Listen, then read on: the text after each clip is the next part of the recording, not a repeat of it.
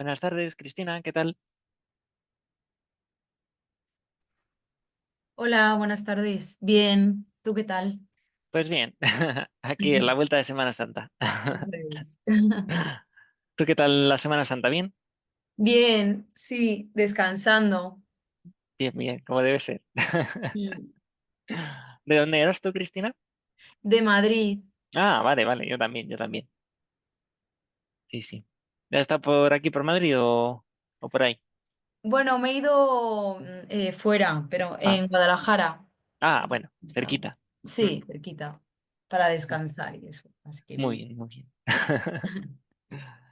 Pues nada, bueno, si quieres, esperamos un par de minutitos y comenzamos, si quieres, ¿vale? Vale, sí, esperamos. Vale, hoy, bueno, no se ha conectado nadie, a lo mejor está, como hemos cambiado un poco la hora, pues no sé si ha podido afectar.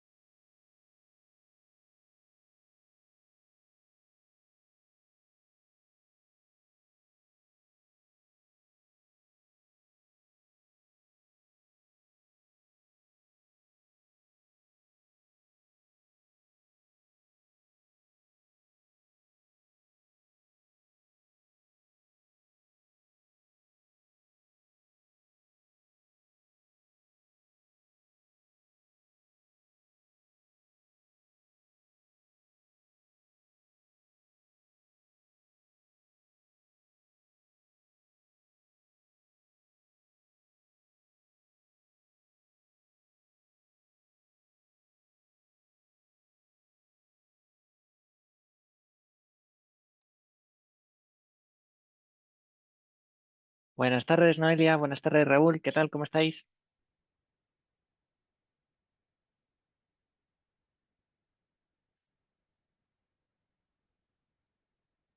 Vale, bueno, pues yo creo que podemos ir comenzando la clase, ¿vale? Vale. Vale, mira, está conectado también Julián. Buenas tardes, Julián. Vale, pues venga, pues vamos a comenzar. Bueno, pues nada, espero que hayáis descansado, que lo comentaba antes con Cristina, que hayáis descansado esta semanita. Vale, lo que no sé es, bueno, nos ponemos un poco en situación de lo que habíamos dejado antes de irnos de vacaciones, ¿vale? Básicamente lo que habíamos visto era un poco los sistemas de amortización, ¿vale? Recordáis que estábamos en el tema un poco de operaciones de activo, ¿vale? Os había dicho, vamos a dejar un poco de margen los productos de activo, ¿vale? En sí la descripción, ¿vale? Y empezamos a ver un poco el aspecto más práctico de cara a la actividad, ¿vale? Lo que pasa es que no nos dio tiempo de todas maneras a todo, ¿vale? Entonces, bueno, pues lo vamos a acabar hoy, ¿vale? Básicamente, lo que habíamos visto, si recordáis, era que existían diferentes sistemas de amortización, aunque bueno, es verdad que solo veíamos aquí en clase unos muy concretos, ¿no? El sistema francés, el sistema italiano y el sistema americano, ¿vale? Y estuvimos, bueno, básicamente describiéndolos muy brevemente cada uno de ellos, ¿vale? Y luego se había subido este fichero Excel en el que teníamos, pues, de un préstamo concreto, por ejemplo, de 100.000 euros a 2 años, pues cómo se calculaba el sistema de amortización francés, ¿no? Cómo se calculaba la cuota y realmente, pues, cómo aplicando o tanto o bien la fórmula que tenemos aquí o bien la propia fórmula pago que tenemos en Excel, pues cómo podíamos llegar a la cuota, ¿vale? Y cómo esa cuota pues realmente se iba desgranando entre el interés y el principal que íbamos pagando pues mes a mes, ¿vale? Y lo habíamos dejado un poquito aquí. Lo que sí que no se nos había olvidado, bueno, no se nos había olvidado, es que simplemente no tuvimos tiempo, ¿vale? Es a comentar sobre el TAE o la tasa anual efectiva, ¿vale? ¿Tenéis alguna duda hasta este punto que recordéis que no estuviera claro o que queréis que repasemos de nuevo? ¿O todo más o menos está entendido? Ahora entramos en el TAE, ¿eh? Vale, genial. Vale, vale. Pues bueno, el concepto del TAE, que es un poco lo que nos quedaba de ver, ¿vale? Lo comentamos, es tasa anual equivalente, ¿vale? Y el concepto básicamente, ya que lo pongo aquí en grande, ¿vale? Básicamente lo que pretende hacer la TAE es básicamente unificar de alguna manera o igualar em, todos los potenciales flujos de costes, ¿vale? O lo que vayamos a pagar por un préstamo y realmente ponerlo a un mismo horizonte temporal, ¿vale? Que es a un año, independientemente del tipo nominal que nos estén diciendo que tiene nuestro préstamo. ¿Por qué es esto? Porque esto es importante, ¿vale? Pues un poco viene a detallarse un poco en esta tablita que tenemos aquí, ¿vale? El problema que, bueno, que existe, no es que sea un problema, es que es lo que es, ¿vale? Que nosotros podemos tener diferentes ofertas de préstamos de diferentes entidades bancarias, ¿vale? O diferentes productos al mismo tipo nominal, por ejemplo, un 6%, pero sin embargo, estar teniendo un coste efectivo realmente diferente, ¿vale? O sea, que realmente, o sea, cabría esperar a priori que si nos están diciendo que tenemos un tipo nominal del 6%, ¿vale? Que realmente acabemos pagando la misma cantidad de intereses independientemente de que la liquidación pueda ser mensual, trimestral, semestral, anual, bianual, ¿vale? O, eh, bueno, eso es, ¿vale? Entonces, la cuestión es que eso, realmente la periodicidad de la liquidación, ¿vale? En cuando se nos van liquidando nuestros intereses, realmente lo que afecta es realmente al coste que tenemos efectivo de nuestro préstamo. O sea, no vamos a pagar los mismos intereses haciendo pagos mensuales que trimestrales que un único pago, ¿vale? Independientemente de que la liquidación fuera diferente, es decir, podríamos tener las liquidaciones mensuales, por ejemplo, o sea, 12, ¿vale? Al mismo tipo de interés nominal, pero sin embargo también tener diferentes comisiones, ¿vale? A lo mejor un préstamo me está cobrando una entidad financiera 300 euros de comisiones por la apertura del préstamo y hay otra que te está a lo mejor pues simplemente cobrándote 50 euros, ¿vale? Pero entonces lo que hace la tasa anual equivalente o el TAE es básicamente ponértelo todo en su conjunto y darte realmente cuál es el coste a un año que tendrías por cada una de las operaciones, ¿vale? De tal manera que lo que hace es unificar o homogeneizar el coste que estás teniendo por dicho préstamo, ¿vale? Eso es lo que está haciendo la tasa anual equivalente.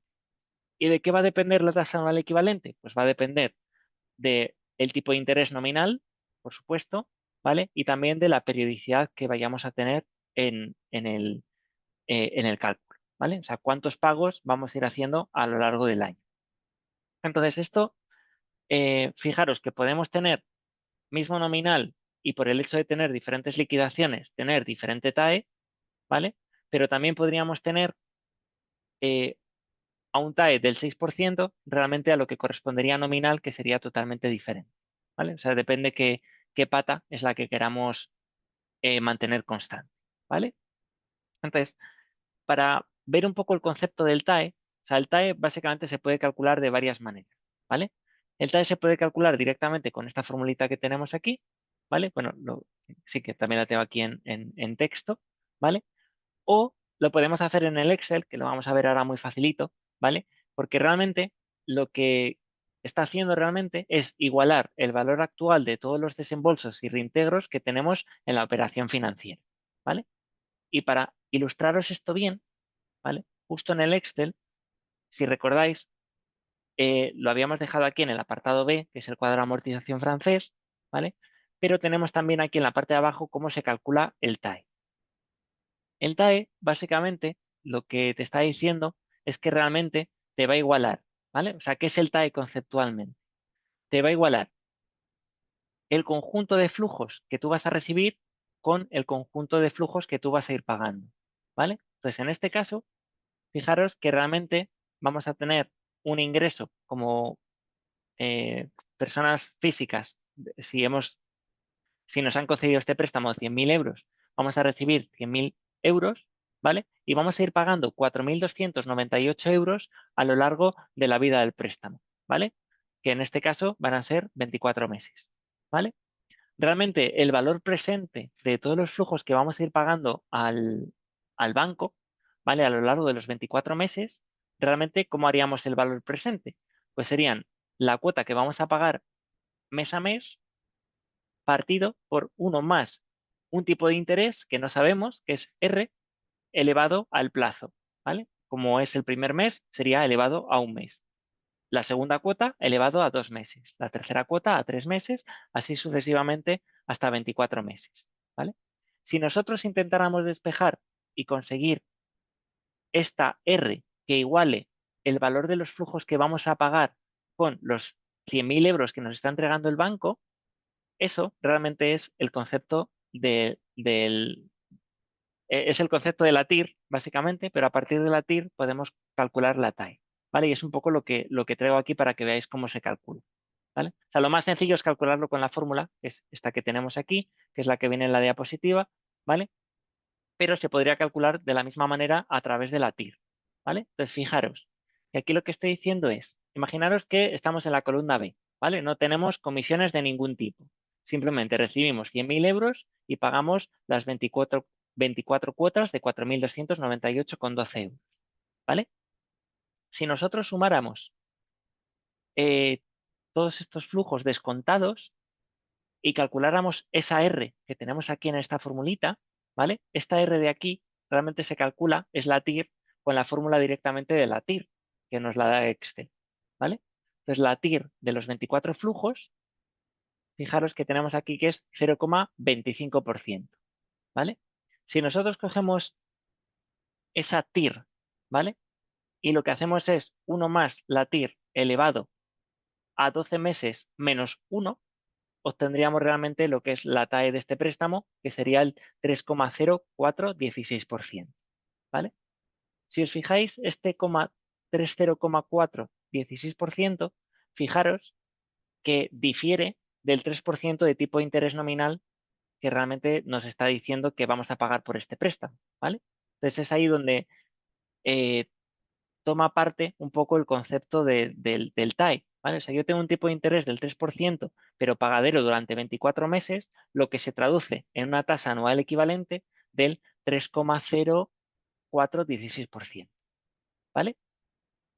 Si nosotros tuviéramos comisiones, ¿vale? Simplemente para que lo sepáis, porque a lo mejor tenemos lo que os comentaba, o sea, dos préstamos de dos bancos al mismo tipo de interés nominal, ¿vale? Por ejemplo, el 3% que teníamos ahí arriba, ¿vale? Y durante 24 meses, ¿vale? Pero uno te está cobrando una pequeña comisión, que tenemos aquí, del 1%, y el otro no te cobra nada, ¿vale?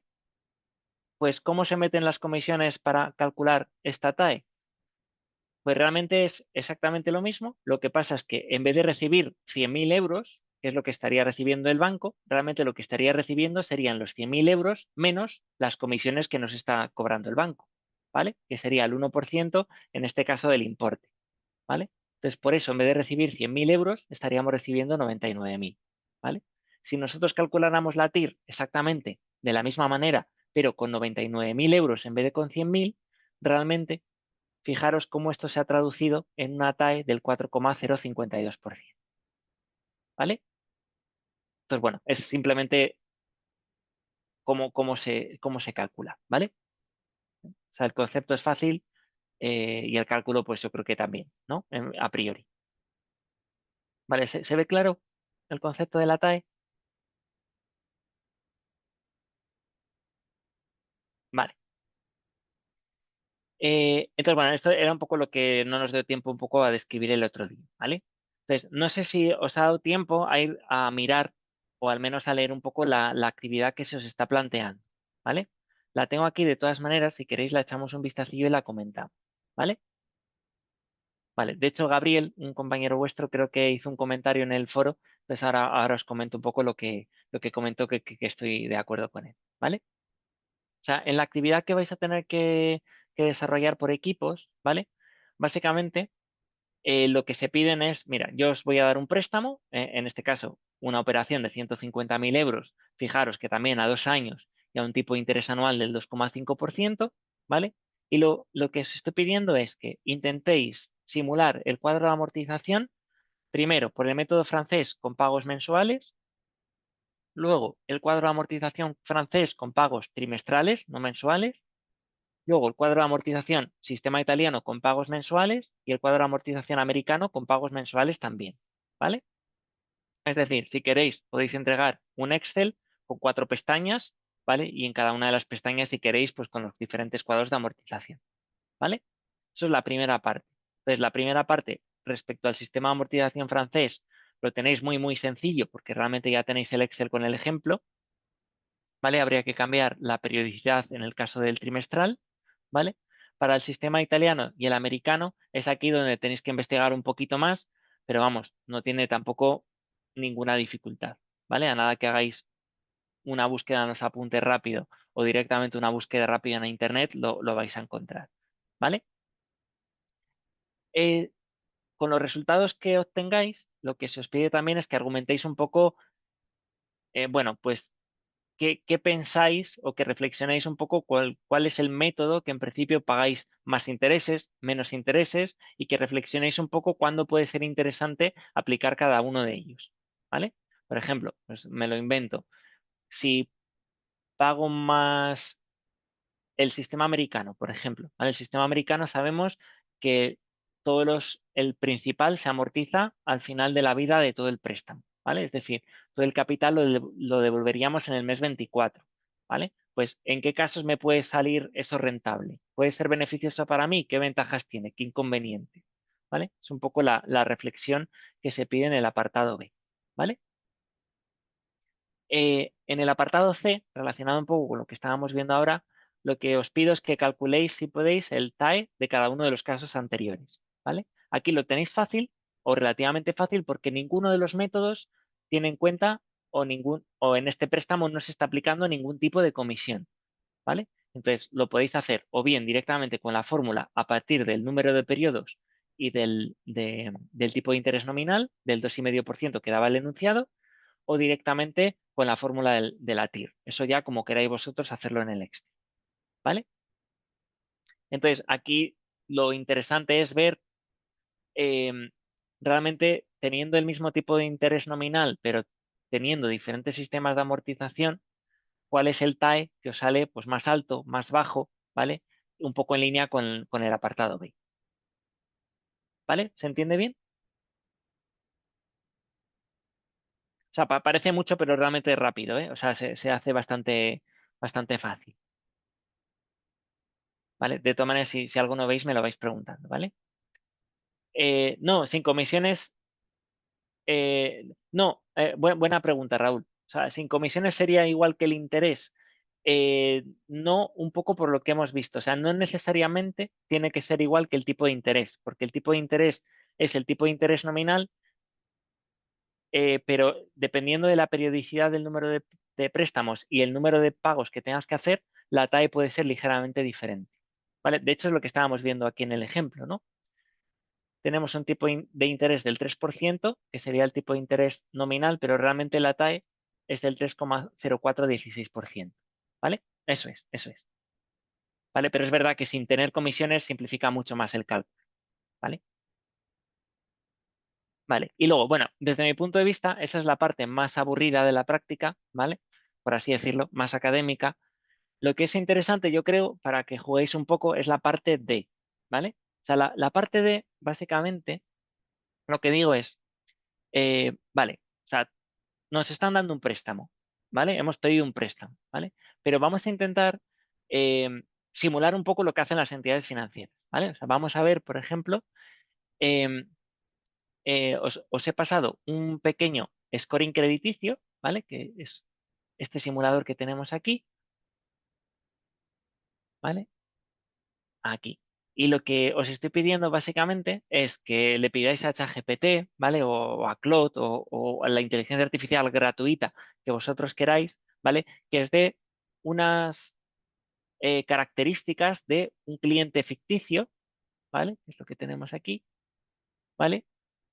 Genera un perfil de cliente con las siguientes características, ¿vale? Por ejemplo, antigüedad del cliente en años, que os dé unos ingresos mensuales, un saldo medio pasivo vista que tenga el cliente, una edad, un estado civil, ¿vale? Y aquí el plazo, pues no es necesario, porque realmente lo que estaríamos viendo es un plazo de la operación. Y realmente este plazo ya os lo estoy dando yo, ¿vale? Que serían los 2 años que os pone el enunciado, ¿vale? De todas maneras, si alguien quiere inventarse un plazo, pues tampoco pasa nada, ¿vale?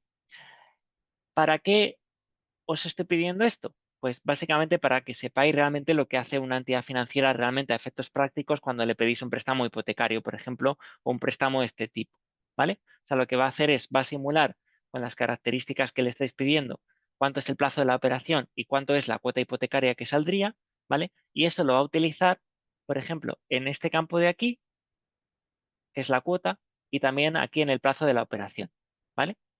El resto de los campos que os estoy diciendo, oye, preguntárselo a una inteligencia artificial para que os lo dé, bueno, lo podéis preguntar o simplemente inventároslo vosotros, ¿vale? O sea, podéis decir, oye, pues antigüedad en años de un cliente, pues a lo mejor pues lleva 2 años como cliente. Ingresos mensuales, pues vamos a pensar que gana 2.500 euros al mes. Saldo medio pasivo vista, pues 100, ¿vale? O sea, lo que vosotros queráis. El objetivo es que veáis que como los datos que metáis aquí junto con el resultado de la cuota hipotecaria que sale, ¿vale? Cómo esto se traslada en una probabilidad de incumplimiento de ese cliente. Y en función de cómo sea esa probabilidad de incumplimiento de un cliente, pues os acabarán dando una hipoteca o no.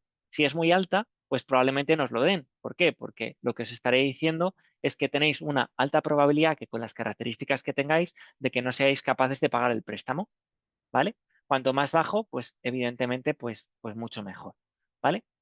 Entonces, básicamente, pues lo que os digo es, oye, pues calcular un poco eh, esos datos y básicamente cómo podemos jugar un poco, si queréis, a modificar un poco el tipo de interés o alguna de las características y ver cómo eso pues, puede afectar a la cuota o cómo puede afectar al scoring que estáis obteniendo, ¿vale?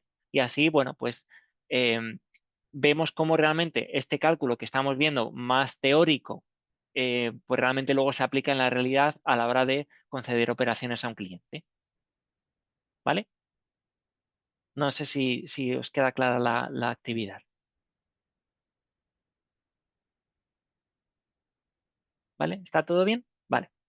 Vale, vale. De todas maneras, cualquier duda que tengáis me lo vais poniendo en el foro, ¿vale? Por ejemplo, no caí, ¿vale? Que es verdad que el plazo, pues a lo mejor no es necesario porque ya lo estamos calculando la operación a 2 años, entonces no hace falta simular nada, ¿vale? Pero bueno, como al final vais a poder jugar con los parámetros, vais a poder modificar si queréis los ingresos o si queréis incluso cambiar las características del préstamo a lo que vosotros queráis, pues vais a ver cómo de sensible pues este modelo es o puede ser la decisión de darte el préstamo o no dártelo, ¿vale? Ese es un poco el objetivo de la práctica, ¿vale? Más que nada que jugáis, que juguéis, ¿vale? Vale, pues esto sería un poco la actividad, ¿vale? Entonces, vamos a ver si llegáis bien y a tiempo para entregarla en tiempo, ¿vale? Si alguno necesita algún día más, porque es verdad que ha pillado la Semana Santa por medio, no hemos terminado de explicar toda la práctica hasta el día de hoy, o lo que sea necesario, pues bueno, tampoco os preocupéis mucho, ¿vale? No lo demoréis mucho, es verdad, la entrega, que luego siempre me andan preguntando que por qué no se entregan las prácticas a tiempo y demás. Esta vez es totalmente culpa mía, ¿vale? Vale. ¿Tenéis alguna cuestión? ¿Algo de los sistemas de amortización? ¿Algo de la actividad que queréis que resolvamos? Vale. He visto que ha habido un grupo que creo que sí que ha presentado en la práctica. No me ha dado tiempo a verlo, ¿vale? No os preocupéis. O sea, si alguien, o sea, si ese grupo, que no sé si estáis aquí los integrantes, ¿eh? Si ese grupo quiere modificar la actividad, quiere añadir algo más en base a lo que hemos visto hoy, sentiros libres, ¿eh? O sea, no os preocupéis que tenéis el número de intentos y subidas que queráis, ¿vale? No os lo voy a corregir hasta que todo el mundo lo haya entregado, ¿vale? Esa es la conclusión. Vale, pues para terminar un poco el tema, que es un poco lo que me queda, lo que me quedaba de ver, porque claro, el otro día justo habíamos empezado como la casa por el tejado, empecé como por la parte final, pero no había descrito, ya que estamos en la parte del tema de productos de activo, pues qué productos de activo pues son interesantes dentro de una entidad bancaria, ¿no? Entonces, claro, habíamos visto, bueno, o sea, yo creo que todo el mundo sabe pues qué es un crédito y qué es un préstamo, ¿vale? Qué características más o menos tienen los préstamos, las diferencias con un crédito, esto no creo que sea ningún problema, ¿vale? Por eso habíamos encaminado luego, después de ver el préstamo, a los tipos de amortización de préstamos, ¿vale? Pero hay otra serie de productos que yo creo que son interesantes que comentemos un poco para finalizar el tema, ¿vale? Yo creo que una de las cosas que me resultan interesantes es el tema del factoring, ¿vale? ¿Conocéis lo que es el factoring? ¿Vale? Recordad que estamos en la parte de productos de activo, ¿vale? O sea, son productos en los que el banco se expone con riesgo, ¿vale? Vale, Julián, ¿no lo conoces? ¿Alguien tiene idea? Vale, de todas maneras, bueno, es lo que vamos a ver ahora, ¿vale? Muy bien, pues, ¿qué es el factoring? Bueno, pues el factoring es un producto financiero o un servicio que dan las entidades bancarias, ¿vale? Normalmente cuando tienes empresas, ¿vale? O clientes, por ejemplo, autónomos, que lo que hacen es emitir pues diferentes facturas o ofrecen financiación a sus clientes, ¿vale? O sea, por ejemplo, pues Julián, tú imagínate que eres una compañía telefónica, por ejemplo, y que tienes, bueno, pues que mes a mes pues generas X facturas, ¿no? X facturas que a lo mejor se pagan dentro de 30, de 60, de 90 días, ¿no? No necesariamente se pagan al contado, ¿vale? Aunque pasa es que tú sabes que esas facturas pues son realmente derechos de cobro, ¿vale? Que has generado con clientes, ¿no? O sea, bueno, pues básicamente esos clientes te tienen que pagar, lo que pasa es que en las condiciones que has establecido con ellos. Algunos te pagarán a 30 días, otros a 60, otros a 90 días, otros a 180 días, ¿vale? Eso lo que crea a veces es ciertas necesidades de financiación, ¿vale? O de liquidez que necesitan las empresas, ¿vale? En este caso serías tú, Julián, por ejemplo, ¿vale? Necesitas liquidez, tienes muchas facturas pendientes de cobro, pero sin embargo todavía no puedes cobrar porque no las puedes exigir hasta el plazo que hayas convenido con los clientes, ¿vale? Entonces, lo que hacen las entidades financieras es básicamente ofrecerte un producto de factoring, ¿vale? En un producto de factoring lo que hacen es básicamente ofrecerte un descuento de efectos, un descuento de facturas, ¿vale? Básicamente es eso. Entonces, lo que siempre existe es una empresa que es la empresa factor o empresa de factoring, que a veces puede ser una empresa externa o una empresa que pertenece directamente a un banco, ¿vale? Por ejemplo, hay muchos bancos como el Banco Santander que tiene una propia empresa de factoring, ¿vale? Entonces, lo que hacen es que tú le cedes como cliente todas las facturas de pago a esta empresa factor y esta empresa factor lo que te va a hacer así es anticiparte una cantidad de dinero de esas facturas, ¿vale? O sea, lo que hace es anticiparte el valor de las facturas que tú le hayas dado. ¿Te va a descontar o te va a adelantar todo el dinero de las facturas? Pues no, ¿no? Básicamente lo que hace la empresa factor o el banco, en este caso, es cobrarte una pequeña comisión por anticiparte ese dinero, porque realmente lo que te está haciendo es darte una cierta financiación, ¿vale? Entonces, básicamente, si tú le cedes al banco 100 millones en facturas, pues a lo mejor el banco te da 95, te da 97, te da 90, ¿vale? ¿De qué va a depender que te dé un mayor o un menor descuento? ¿De qué creéis que va a depender eso?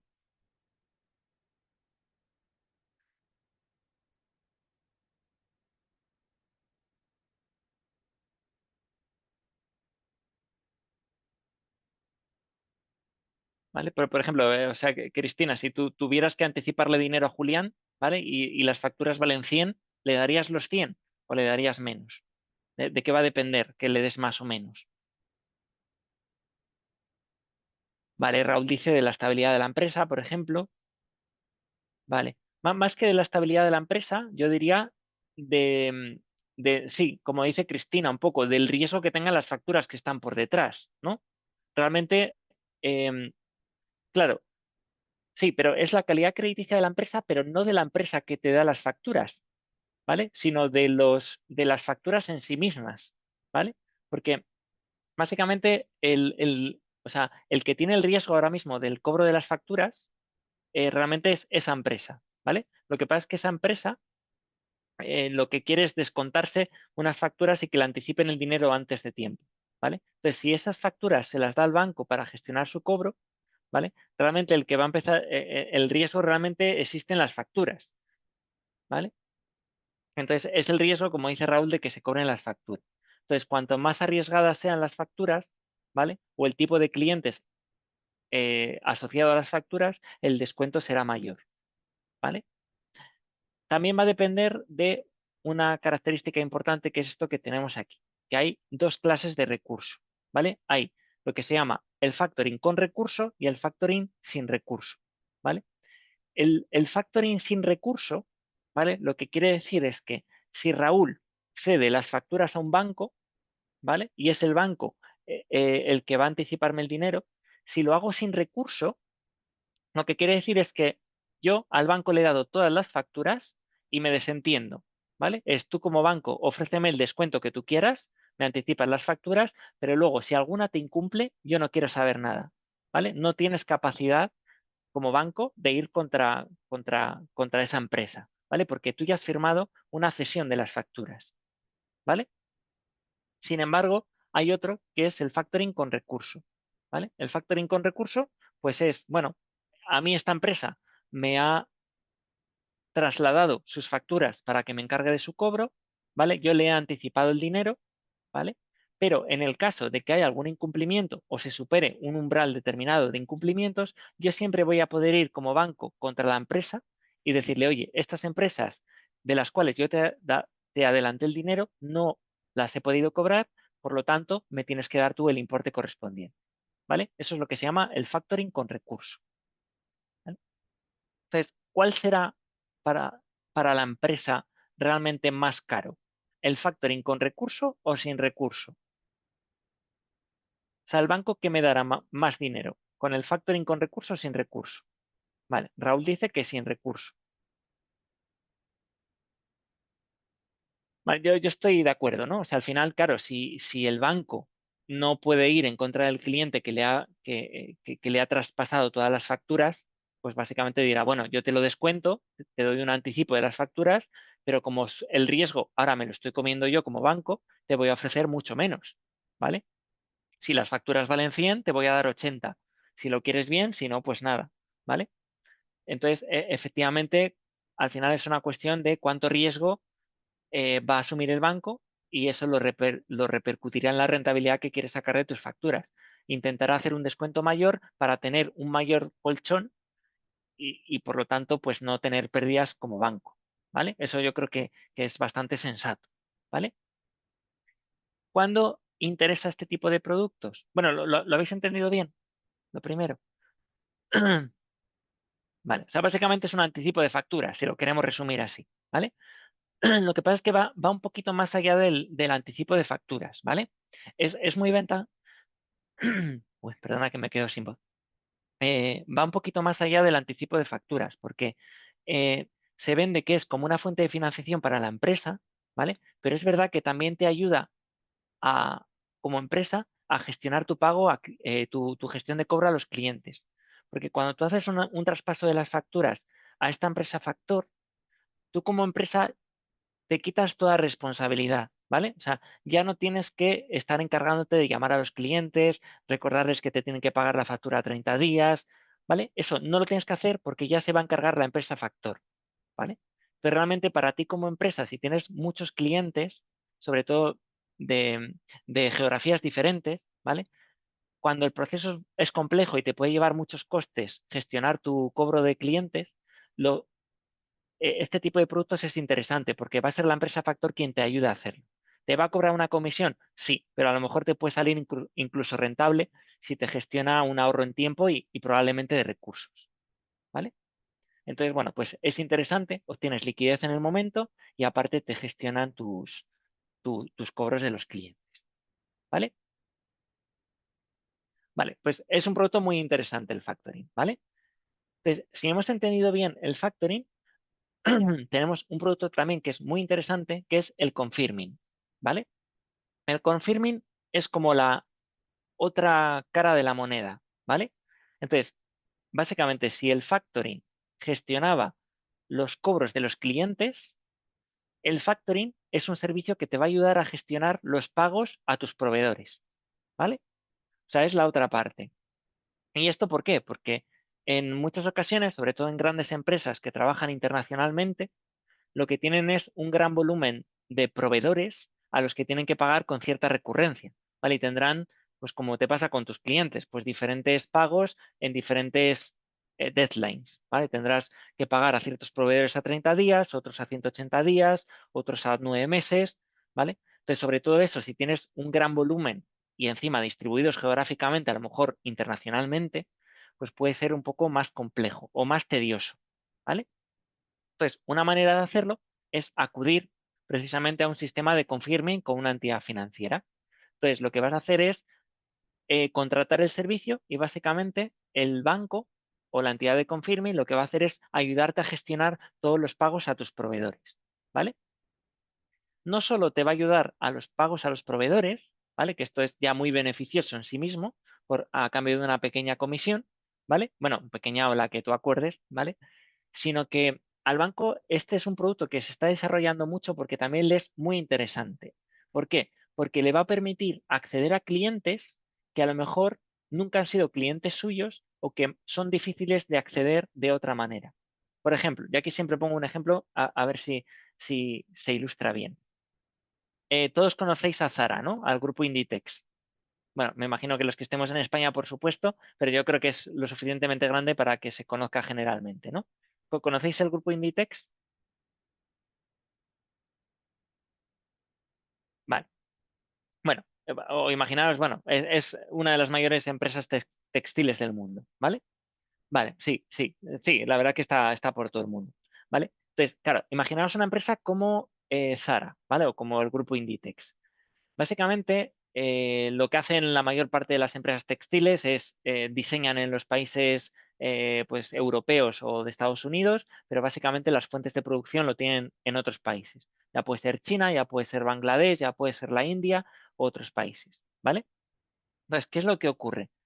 Que yo sé como banco, ¿vale?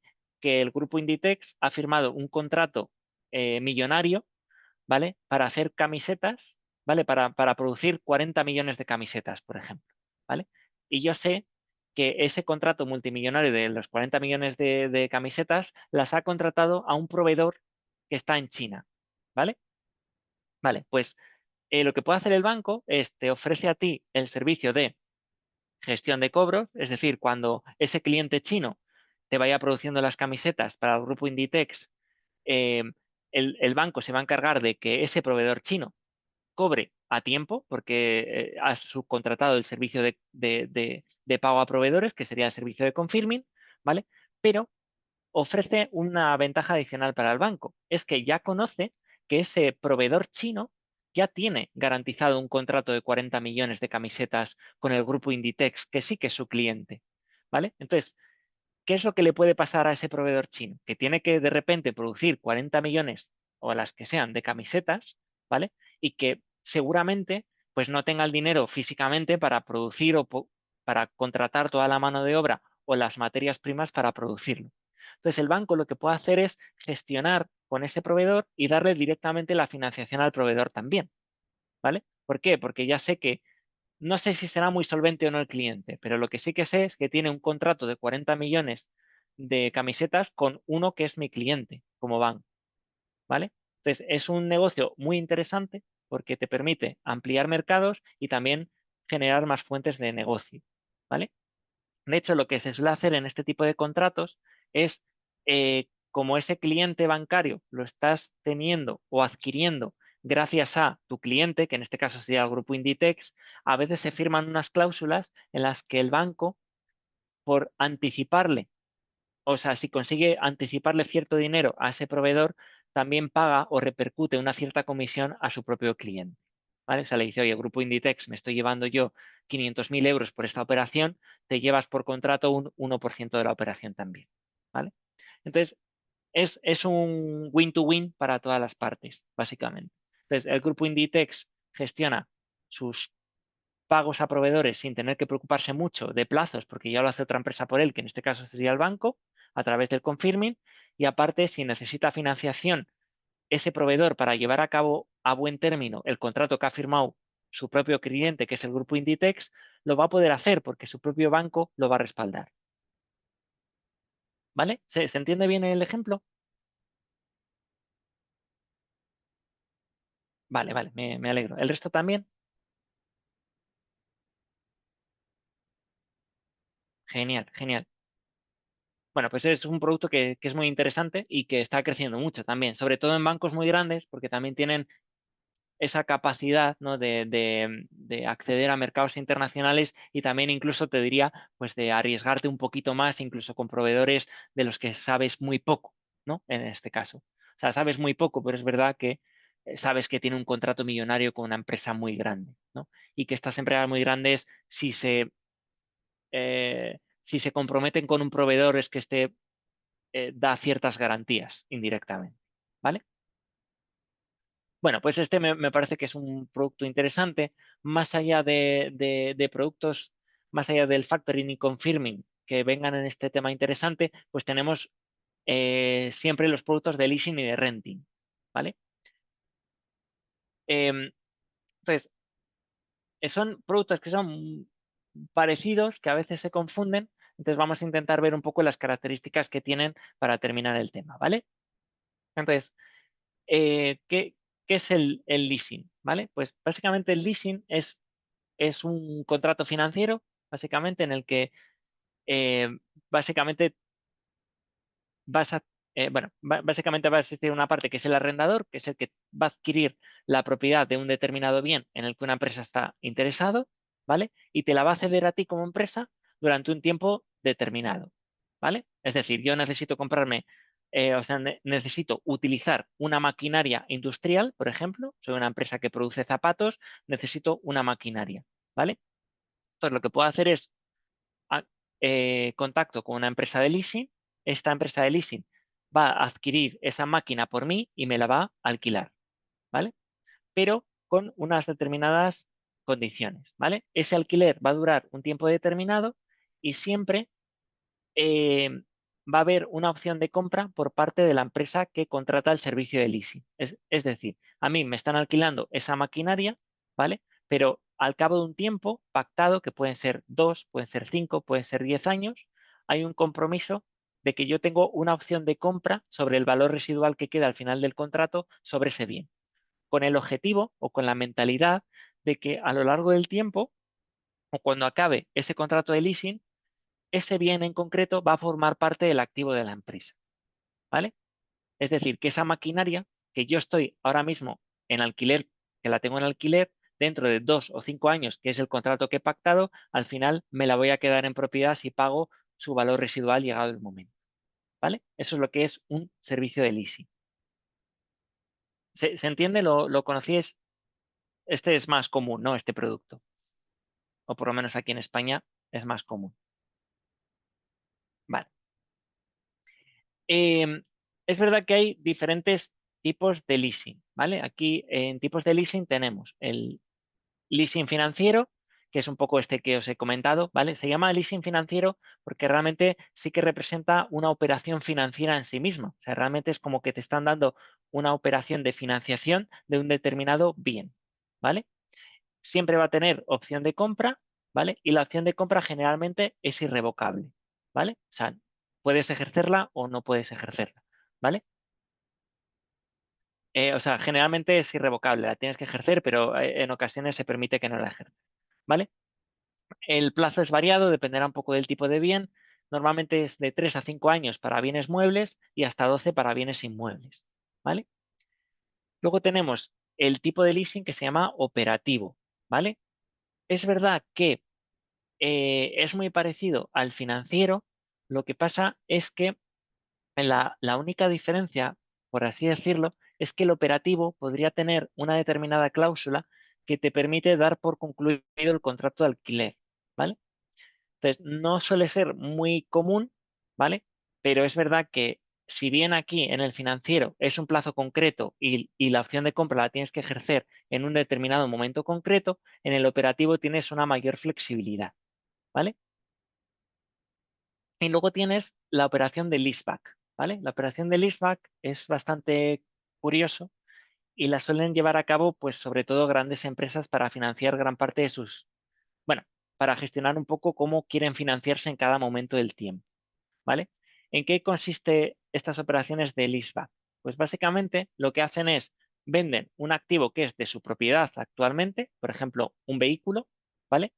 Con em, se la vendan a una empresa y esta empresa lo que va a hacer es firmar un contrato de leasing contigo para que sigas utilizando dicho bien. Es decir, yo tengo un coche que es de mi propiedad. Pues básicamente lo que voy a hacer es vendérselo a una empresa de leasing, ¿vale? Por una cantidad. Y esa empresa de leasing lo que va a hacer es al mismo tiempo alquilármela de nuevo a mí para que lo siga utilizando, ¿vale? Entonces, eso tiene una ventaja que básicamente es que me permite liquidez, porque voy a conseguir vender mi activo consiguiendo la liquidez, que es el precio de venta que he tenido de ese activo, ¿vale? Pero al mismo tiempo voy a poder seguir utilizando, ¿vale? Esto no es común en coches como lo que os estoy comentando, pero sí que es común, por ejemplo, con inmuebles, ¿vale? Y aquí un caso sonado, por ejemplo, que a lo mejor, bueno, aquí solo os puedo hablar a lo mejor de la Comunidad de Madrid, ¿vale? Pero aquí en Madrid hemos tenido varios ejemplos de este tipo.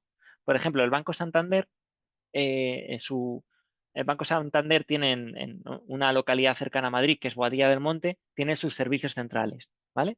Que es lo que se llama la ciudad financiera del Santander, ¿vale? Pues en el año 2008, el Banco Santander, para conseguir liquidez, lo que hizo fue una operación de leaseback, justamente vendiendo sus activos, pero al mismo tiempo eh, lo vendió, por lo tanto, y de hecho creo que, bueno, no me acuerdo, creo que fueron como 8.000 millones de euros o algo así, no sé, un dineral. 8.000 no, es demasiado. No sé, lo vi la semana pasada, pero no me acuerdo. No, yo creo que eran 1.900 millones o algo así. Bueno, lo que sea, vendió su ciudad financiera básicamente con la condición de luego seguir siendo o seguir estando de alquiler utilizando dicha sede financiera, ¿vale? Entonces, ¿qué consiguió el Banco Santander con eso? Pues básicamente es obtener pues, los 1.900 millones de euros o lo que fuera de liquidez inmediata, ¿vale? Pero, sin embargo, seguía teniendo la posibilidad de utilizar dicho bien durante un plazo determinado que creo que se fijó como unos 20 años o mucho tiempo, ¿vale? De hecho, hay algunas operaciones de este tipo que luego tienen operaciones de recompra posterior.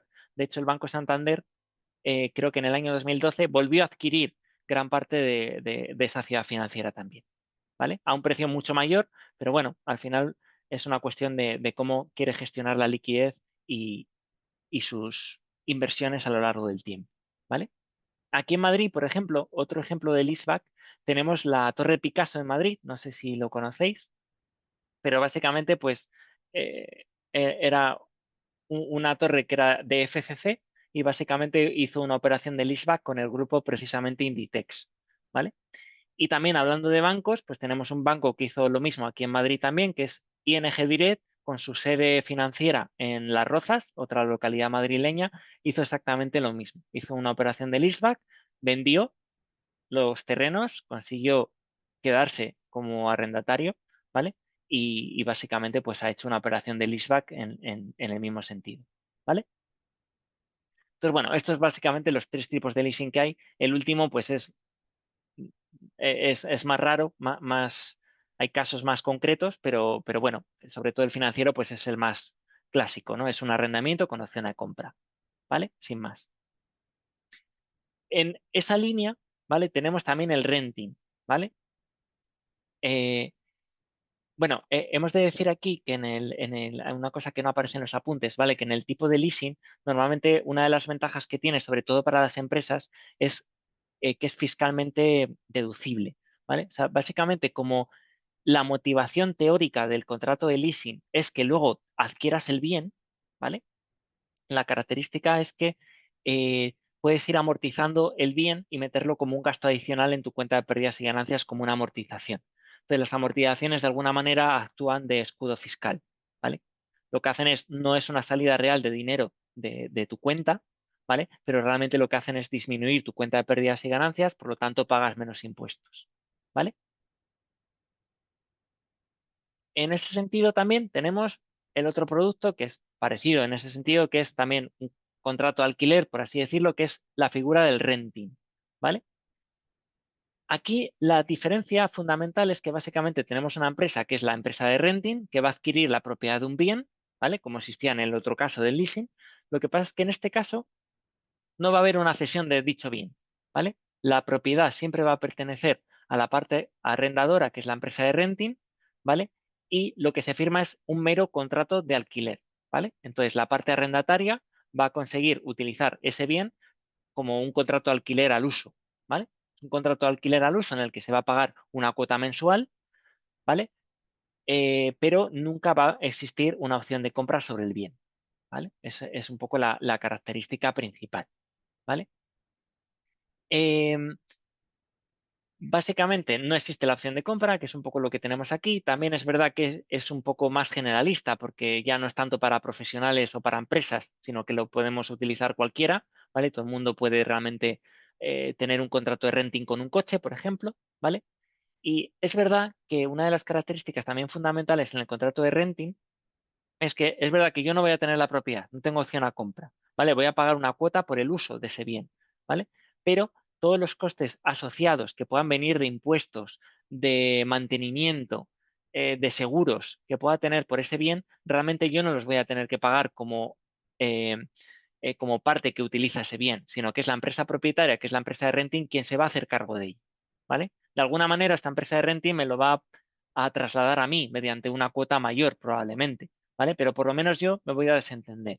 Yo sé que voy a poder utilizar un determinado coche durante 12 meses, ¿vale? Pagando una cuota mensual de la cantidad que sea, pero que si tiene algún tipo de problema de que se le rompe algo, de que no funciona, de que tengo que pagar el seguro, de eso no me voy a encargar absolutamente de nada, ¿vale? El renting, ¿hay alguna duda respecto al renting? ¿Cuándo nos va a interesar, por ejemplo, el renting versus un leasing? ¿Vale? Pues por ejemplo, un renting, pues lo vamos a utilizar sobre todo en bienes, pues, eh, por ejemplo, tecnológicos o que tengan una obsolescencia, ¿vale? Que se quedan obsoletos muy rápido. ¿Por qué? Porque no tiene sentido que yo esté pagando un contrato de alquiler sobre un bien que se queda caduco muy rápido, ¿vale? Porque luego me voy a quedar un producto que está desfasado. Imaginaros que me compro en leasing un ordenador a 5 años, ¿vale? A los 5 años, ¿qué voy a hacer? ¿Voy a comprarlo y me voy a quedar con un ordenador que ya tiene 5 años? Vale, pues probablemente no tenga tanto sentido. ¿eh? Entonces, por eso el renting a veces es más interesante en esos casos, porque yo, si me interesa estar siempre a la última tecnológicamente, por ejemplo, mediante la compra de un ordenador para mi empresa, ¿vale? Pues puedo contratar un servicio de renting durante un año de ese ordenador y al año siguiente renuevo con otro contrato de renting con un ordenador más nuevo. Y siempre estoy un poco como a la última, un poco en innovación tecnológica, ¿vale? A lo mejor un leasing, pues si depende del caso, pues en, en un coche a lo mejor pues también tiene más sentido un renting, depende, sobre todo si eres una persona física o que utiliza mucho el coche, ¿vale? ¿Se ven un poco las características diferentes? ¿Vale? De hecho, ahora lo que se ha generalizado es muchas empresas, por lo menos aquí en España, ¿vale? Que lo que ofrece muchos productos de renting puramente tecnológico, ¿vale? Entonces hay mucha gente que dice, oye, yo quiero tener el último iPhone y cada vez que salga un iPhone lo quiero tener, básicamente, ¿vale? Pero a mí no me interesa tener el iPhone en propiedad porque cuando salga el siguiente ya más o menos el mío se queda viejo, ¿no? Y hay mucha gente que lo que hace es hacer contratos de renting y no tiene un móvil propio, ¿vale? Entonces, bueno, que se te cae, se te estropea el móvil, te lo roban, bueno, dentro de unas cláusulas que se fijan, pues bueno, te despreocupas un poco y el móvil nunca va a ser parte de tu propiedad, ¿vale? Pero sí que es verdad que vas a poder estar actualizado tecnológicamente en ese sentido, ¿vale? Es verdad que te costará una cuota mensual, ¿vale? Pero bueno, al final, pues no lo sé, te lo puedes plantear como un servicio de suscripción, ¿no? De alguna manera. ¿Vale? ¿Todo bien? ¿Habéis utilizado algún servicio de renting? Yo no, ¿eh? En mi vida.